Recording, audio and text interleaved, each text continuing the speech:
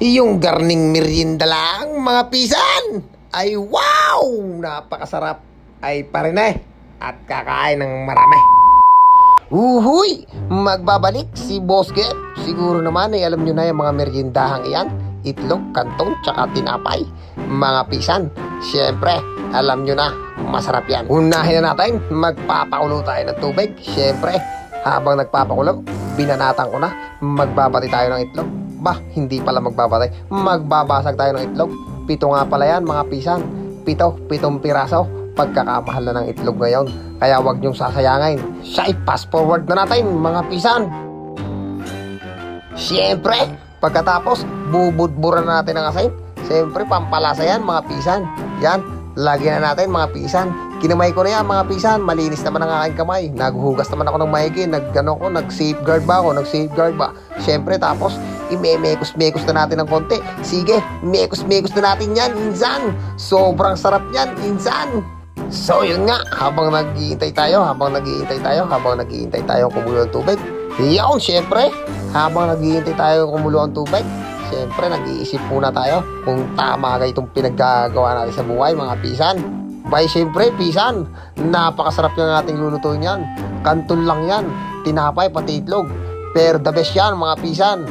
Alam kong alam nyo na the best yan, mga pisan. Diga, Lucky May, plus itlog, plus tinapay. Wow, swak! Swak na swak pa sa budget. Ayos! Yan, at bumulak na nga ang tubig. Siyempre, ilalaglag na natin ang unang kanton. Pagkatapos, hindi naintindihan. Ilalaglag natin ang pangalawa. 3 nga lang pala yung binili ko. At kami ay ilan naman. Kami nagpuntang Kalawa. Siyempre, may merindahin namin. Nag-isip ako, kanto na lang. Ayos na yan. Siyempre, iintay natin yan ng mga ilang minuto, mga pisan. Siyempre, mga pisan, ire-ready na natin ang kanyang mga pampalasa. Yung kasama niya sa loob ng pansit canton. Siyempre, imemekos-mekos na natin ng konti. Ganyan gading kayo pag naggagawa ng canton.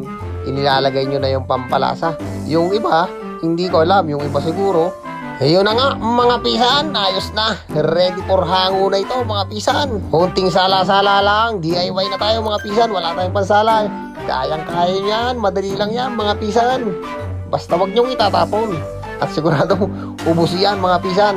Uy! Nilagay na! Yes! The best! Sarap yan, mga pisan. Sige! Tapos, hahaluin natin yan. Pagkalagay natin, mga pisan. Yan, umpisahin na namang magmekos-mekos, insan. Sige! Sobrang sarap na yan, insan.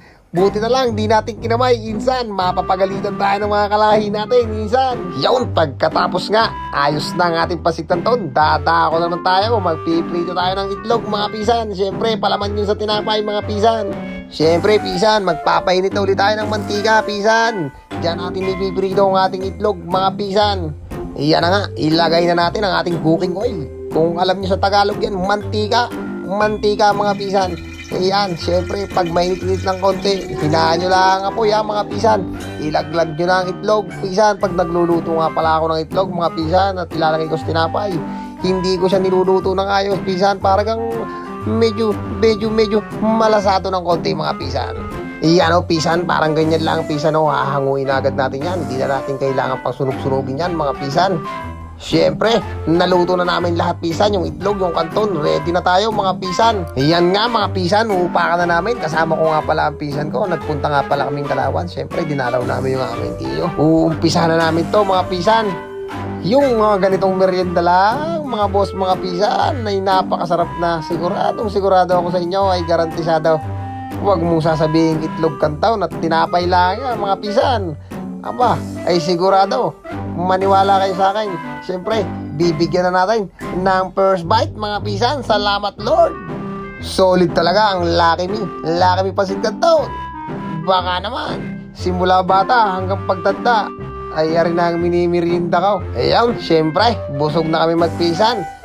H2 muna tayo. H2 muna, pisan, H2. Siyempre, dadali na tayo. Aring mga aray. Ayan ang sinasabing pansit canton para sa nakararamay. Diga, siya paano? Maraming salamat sa panonood, mga pisan. Yung mga nagugutom dyan, bumili lang sa tindahan, pansit canton plus itlog, tapos may tinapay. Ay siya, maraming salamat sa inyo. God bless!